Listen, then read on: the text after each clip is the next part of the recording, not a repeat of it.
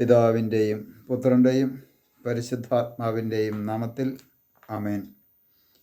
ഈശോ മിശിഹായിക്ക് സ്തുതിയായിരിക്കട്ടെ. യേശുവിൽ സ്നേഹം നിറഞ്ഞ സഹോദരങ്ങളെ എല്ലാവരെയും ദൈവവചന ധ്യാനത്തിലേക്ക് നമ്മുടെ കർത്താവായ യേശു ക്രിസ്തുവിൻ്റെ നാമത്തിൽ സ്വാഗതം ചെയ്യുന്നു. നമ്മുടെ കർത്താവ് ഈശോ മിശിഹായി എല്ലാവരെയും സ്വർഗം തുറന്ന് അനുഗ്രഹിക്കട്ടെ എന്ന് പ്രാർത്ഥിക്കുന്നു. യേശുവിൽ പ്രിയ സഹോദരങ്ങളെ, ദൈവത്തിൻ്റെ അനുഗ്രഹം ഒരു വ്യക്തിയുടെ ജീവിതത്തിലേക്ക് നഷ്ടപ്പെടുവാനായിട്ടുള്ള മറ്റൊരു കാരണം വിശുദ്ധ ഗ്രന്ഥം നമ്മളെ പഠിപ്പിക്കുന്നു: അനുസരണമില്ലായ്മ ദൈവാനുഗ്രഹത്തിന് വലിയ തടസ്സമാണ്. നമുക്ക് വിശുദ്ധ ബൈബിൾ, വിശുദ്ധ ഗ്രന്ഥം ഇതേക്കുറിച്ച് എന്തു പറയുന്നു എന്ന് നമുക്ക് നോക്കാം.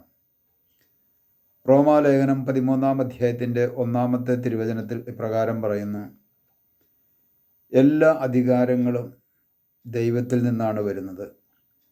ദൈവത്തെ കൂടാതെ ഒരു അധികാരവുമില്ല. നിലവിലിരിക്കുന്ന അധികാരങ്ങൾ ദൈവത്താൽ സ്ഥാപിതമാണ്.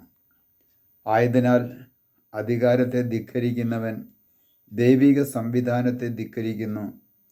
ധിക്കരിക്കുന്നവൻ തനിക്ക് തന്നെ ശിക്ഷാവിധി വരുത്തി വയ്ക്കുന്നു. ദൈവത്തിൻ്റെ പരിശുദ്ധാത്മാവ് റോമിലെ സഭാമക്കൾക്ക് ലേഖനം എഴുതുമ്പോൾ ദൈവത്തിൻ്റെ പരിശുദ്ധാത്മാവ് ഓർമ്മിപ്പിക്കുന്ന ഒരു കാര്യമാണ്: എല്ലാ അധികാരങ്ങളും ദൈവത്തിൽ നിന്നാണ് വരുന്നത്. ദൈവത്തെ കൂടാതെ ഒരു അധികാരവുമില്ല. നിലവിലിരിക്കുന്ന അധികാരങ്ങൾ ദൈവത്താൽ സ്ഥാപിതമാണ്. അതായത് പ്രത്യേകിച്ച് നമ്മൾ തിരുസഭയിലെ മക്കളെ സംബന്ധിച്ച് ആത്മപരിശോധന ചെയ്യുമ്പോൾ, തിരുസഭയ്ക്ക് നേതൃത്വം കൊടുക്കുവാൻ വേണ്ടി ഒരു മാർപ്പാപ്പയെ അവരോധിച്ചത് ദൈവം തന്നെയാണ്. നമ്മുടെ കർത്താവ് ഈശോ മിശിഹായുടെ, അതായത് പകരക്കാരനാണ്, ക്രിസ്തുവിൻ്റെ വികാരിയാണ് മാർപ്പാപ്പ. ആ മാർപ്പാപ്പായ്ക്ക് വിധേയപ്പെട്ട് വേണം തിരുസഭയിലുള്ള സകല മക്കളും മുൻപോട്ട് പോകുവാൻ. മാർപ്പാപ്പായ്ക്ക് വിധേയപ്പെട്ട് വേണം മെത്രാന്മാർ, കർദിനാളന്മാരും മെത്രാന്മാരും, അതുപോലെ തന്നെ വൈദികരും അൽമായരും ജനവുമെല്ലാം ഈ മാർപ്പാപ്പായ്ക്ക് വിധേയപ്പെടണം.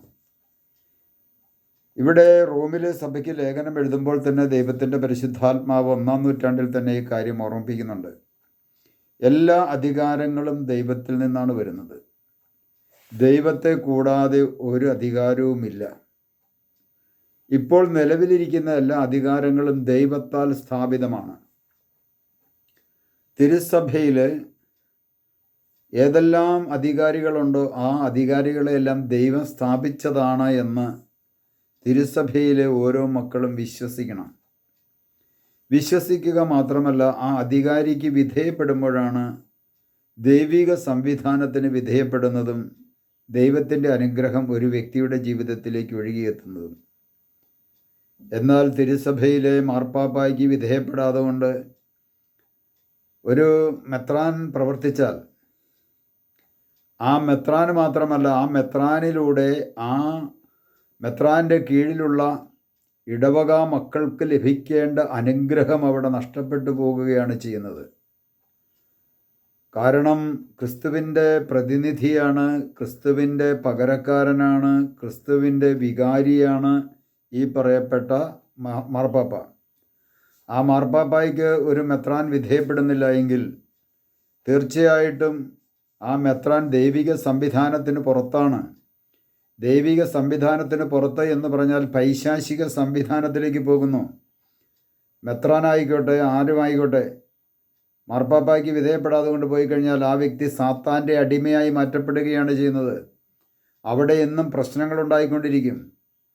അവിടെ ദൈവത്തിൻ്റെ അനുഗ്രഹം നഷ്ടപ്പെട്ടു പോകും.